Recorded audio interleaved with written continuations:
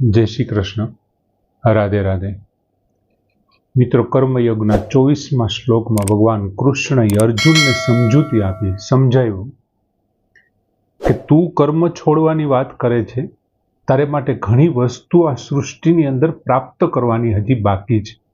ज्यारे मारे माटे कोई पण वस्तु अप्राप्य नथी, बधी ज वस्तु मारे माटे सहज छे अने एम छतां हूँ कर्ममां जोडायेलो छुं। અને 24મા શ્લોકમાં ભગવાને વાત કરી કે જો હું કર્મ ન કરું તો આ સૃષ્ટિના લોકો, આ મનુષ્ય લોકો છે, ઉત્સીદય હોવું એટલે કે નષ્ટ ભ્રષ્ટ થઈ જાય, એના વિશે આપણે સમજૂતી જોઈ હતી કે નષ્ટ ભ્રષ્ટ. બીજું, ભગવાન કૃષ્ણએ અર્જુનને એ વાત કરી કે તું શરૂઆતમાં આપણે જોતા હતા કે ભાઈ પહેલા અધ્યાયની અંદર અર્જુન એમ કીધું હતું કે જો હું આ યુદ્ધરૂપી કર્મ કરીશ તો કદાચ વર્ણ સંકરતા બનાવનારો હું થઈશ. અને એ ભગવાન કૃષ્ણએ સાવ એમનાથી જુદી જ વાત કરી કે જો હું કર્મ નહીં કરું ને તો વર્ણશંકરતા બનાવનારો બનીશ, એમ વર્ણશંકરતા જન્માવનારો થઈશ. અને એમને કેવી રીતે થાય એમના વિશેનું એમણે કારણ આપ્યું એમ ભગવાને કે એટલે માટે મારે કર્મ કરવું જ પડે એમ. અને આ પ્રજાનો નહીતર નષ્ટ કરનારો હું થઈશ જો હું કર્મ નહીં કરું તો. કેમ કે ત્રિષુ લોકેશુ, ત્રણેય લોકની પ્રજા છે એ મને અનુસરનારી છે, અને જો હું જ આવું કરી બેસું તો પછી એનો કોઈ મતલબ નહીં રહે. અને હવે ભગવાન મહાન પુરુષો વિશેની કે ભાઈ એમના એ લોકોના કર્મો કેવી રીતે કેમ કરવાના હોય છે એમના વિશેના 25મો અને 26મા શ્લોક સમજાવે છે. લગભગ બધી જ જગ્યાએ 25મો અને 26મો શ્લોક છે એક સાથે જ હોય છે. આપણે અહીંયા અલગ અલગ સમજાવીશું. 25મા શ્લોકમાં ભગવાન કૃષ્ણ અર્જુનને સમજાવે છે કે શક્તાઃ કર્મણિ અવિદ્વાંસઃ યથા કુર્વન્તિ ભારતઃ કુર્યાત વિદ્વાન તથા અશક્તઃ ચિકીર્ષુઃ લોકસંગ્રહમ. શક્તાઃ કર્મણિ અવિદ્વાંસઃ યથા કુર્વન્તિ ભારત. ભારત એટલે હે ભરતવંશી અર્જુન, હે ભરતવંશના શ્રેષ્ઠ વ્યક્તિ, એટલે એવા અર્થમાં ભારત શબ્દ છે. અહીં કે છે અવિદ્વાંસઃ, શક્તાઃ કર્મણિ અવિદ્વાંસઃ. શક્તાઃ એટલે આસક્ત રહેનારો, કર્મણિ એટલે કર્મમાં, અવિદ્વાંસઃ એટલે અજ્ઞાની માણસ. અવિદ્વાંસઃ શક્તાઃ અવિદ્વાંસઃ કર્મણિ, આસક્ત રહેનારો અજ્ઞાની માણસ કર્મણી એટલે કર્મમાં, યથા કુર્વંતી જે રીતે કરે છે, હે ભરતવંશી અથવા હે ભરતવંશમાં શ્રેષ્ઠ અર્જુન, યથા જેવી રીતે, અજ્ઞાની માણસ, આસક્ત રહેનારો અજ્ઞાની માણસ જે રીતે કર્મો કરે છે, યથા કર્મની જે રીતે કર્મ કરે છે. અને પછી બીજી લીટીમાં ભગવાન શું કહે છે? કુર્યાત એટલે કરે, કરવું જોઈએ અથવા કરે. વિદ્વાન એટલે વિદ્વાન વ્યક્તિ, વિદ્વાન એટલે તત્વજ્ઞ મહાપુરુષ, અવિદ્વાન એટલે અજ્ઞાનીજન, અને વિદ્વાન એટલે તત્વજ્ઞ મહાપુરુષ. તથા એટલે તે પ્રમાણે. હવે કેવો છે એ વિદ્વાન? તો કે અશક્ત એટલે અનાસક્ત, આસક્તિ વગરનો તત્વજ્ઞ મહાપુરુષ. અશક્ત વિદ્વાન, આસક્તિ રહિત તત્વજ્ઞ મહાપુરુષ. ચિકીર્ષુ લોકસંગ્રહમ, લોકસંગ્રહની ચિકિત્સુ એટલે ઈચ્છા રાખતો, તથા એટલે તે પ્રમાણે, કુર્યાત એટલે કરે, એટલે કે કર્મ કરે.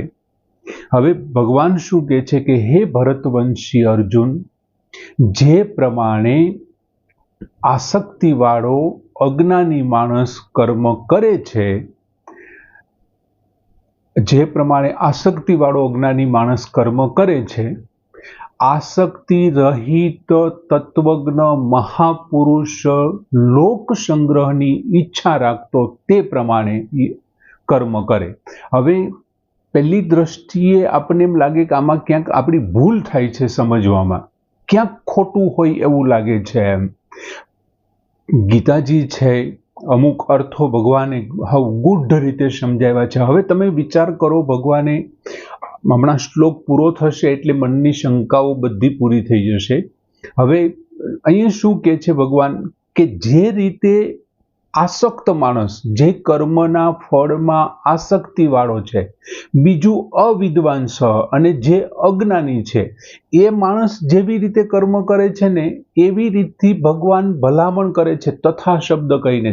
તે રીતે કોને કર્મ કરવાનો છે તો કે અસક્ત, આસક્તિ વગરના માણસે. અને પાછો કેવો છે? વિદ્વાન, એટલે કે તત્વજ્ઞ મહાપુરુષે. જેવી રીતે અજ્ઞાની અને આસક્ત માણસ કર્મ કરે છે તેવી રીતે જ્ઞાની અને અનાસક્ત માણસે કર્મ કરવું, એમ ભગવાન કહે છે. હવે આપણને અત્યારે થોડી વાર માટે એમ લાગે કે ખરેખર તો અનાસક્તની રીતે આસક્ત વ્યક્તિએ કરવું જોઈએ, પણ ભગવાન અહીં આવું શું કામ કહે છે? તો કે જે આસક્તિ વાળો માણસ છે, જેમને ફળની ઈચ્છા છે, જે કંઈક મેળવવાની ઈચ્છાથી કર્મ કરી રહ્યો છે, જેમને દરેક કર્મની અંદર કંઈક ને કંઈક આસક્તિ છે, એ વ્યક્તિનો એક તો શાસ્ત્ર ઉપર, શાસ્ત્રની પદ્ધતિ ઉપર, એમાં બતાવેલા કર્મકાંડો ઉપર અને એમના એ કર્મો કરવાને કારણે ફળ મળવાની ઉપર એમને પૂરેપૂરી શ્રદ્ધા હોય છે, વિશ્વાસ હોય છે. શાસ્ત્રની પદ્ધતિ કીધી છે એ જ સાચી છે, એમાં એ કોઈ ફેરફાર થવા દેતા નથી. અને એમને કારણે શું થાય છે? એ આસક્તિથી કર્મ કરે છે.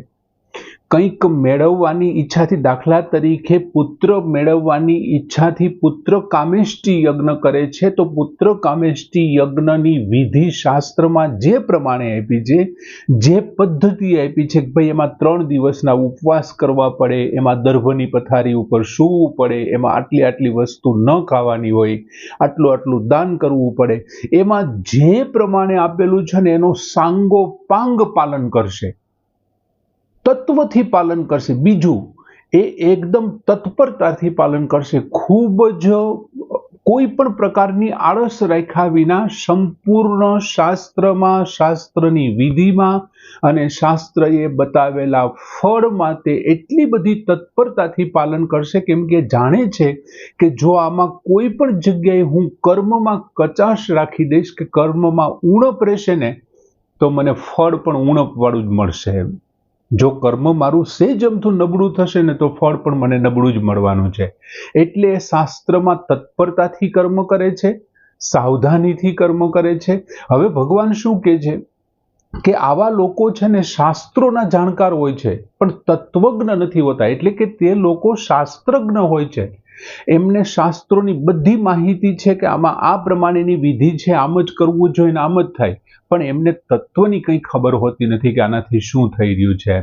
હવે પછી ભગવાન એમના માટે ભગવાને શબ્દ શું વાપર્યો તો કે શક્તાહા, અવિદ્વાંશ એવો શબ્દ વાપર્યો. જે આસક્ત છે અને અજ્ઞાની છે, એક તો ફળની અંદર આસક્ત છે, આસક્તિને કારણે કર્મ કરે છે, ભલે શાસ્ત્ર વિહિત કર્મ કરતા હોય, શાસ્ત્રમાં કીધા પ્રમાણે તપ છે, દાન છે, આ બધું પુણ્ય છે, બધું કરતા હોય, પણ એ આસક્તિથી કરે છે.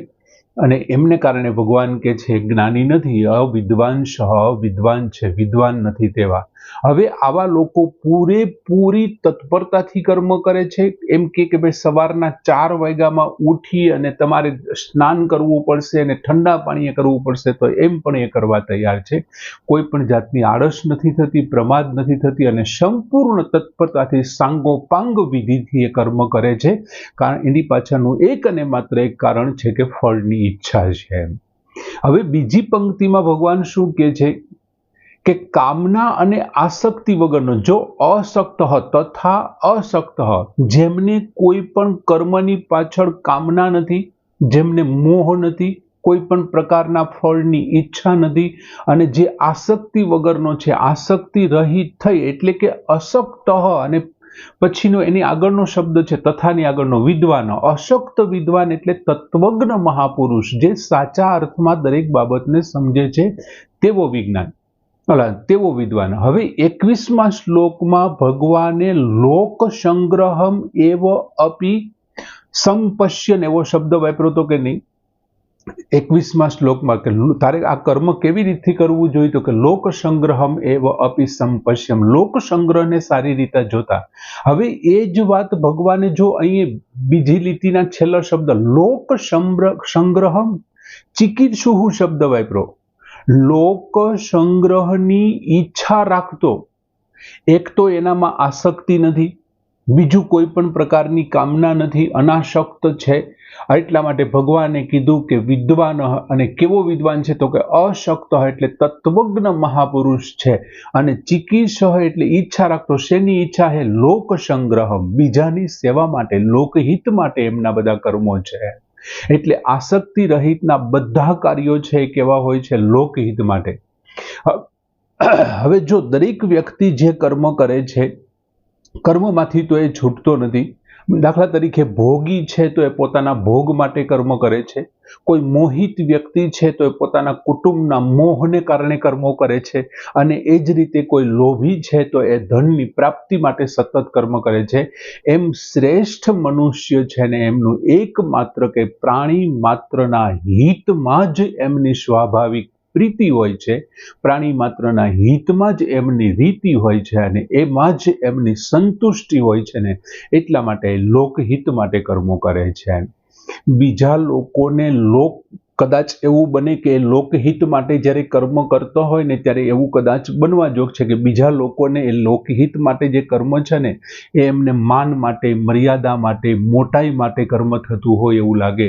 પણ જ્ઞાની પુરુષને માટે એવું કંઈ હોતું નથી. એ માત્ર એટલું જ વિચારે છે કે આ સંપૂર્ણ શરીર છે, બધી ઇન્દ્રિયો છે, હાથ પગ, આ તે, મન, બુદ્ધિ, અહંકાર, આ બધું જ મને સંસારમાંથી પ્રાપ્ત થયું છે.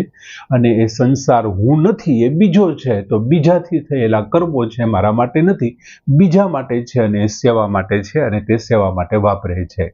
આવું વિચારીને જે કર્મ કરે છે એ કેવો છે તો કે એ વિદ્વાન છે, પણ કેવો? અશક્ત વિદ્વાન, તત્વજ્ઞ મહાપુરુષ છે, આસક્તિ વગરનો વિદ્વાન છે.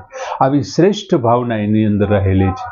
હવે યથા અને તથા શબ્દ આપેલો છે તો કે યથા અને તથા છે ને કાર્યના પ્રકાર બતાવે છે કાર્ય કરવા માટે.